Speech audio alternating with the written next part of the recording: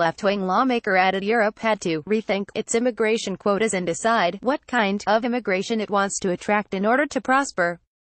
Mr. Valls told France Inter Radio, "Mrs. Merkel was wrong to take in more than 1 million refugees. I criticized her decision in 2015 and I am now reiterating this criticism because Europeans continue to suffer the consequences of her actions," Mrs. Merkel said. At the height of the migrant crisis in late 2015, Germany could manage to successfully integrate the influx of refugees, and vowed not to change her policy or close Germany's borders.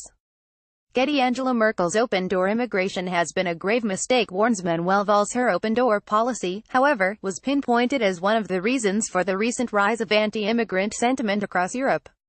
This includes Italy, which saw a huge rise in right-wing votes at the general election earlier this year. It is also said to have boosted support for the Nationalist Alternative for Germany (AfD) party, which in September became the first far-right party to enter Germany's parliament for more than half a century. There are 4 big challenges facing Europe today, Mr. Valls continued: our relationship with Africa, the question of Europe's open borders, demography and immigration. Europe must take back control of immigration by rethinking its annual immigration quotas, and by limiting the number of foreigners admitted to a European member state based on the country's economic needs and capacity to integrate. He continued, "We need to think about what kind of immigration we need.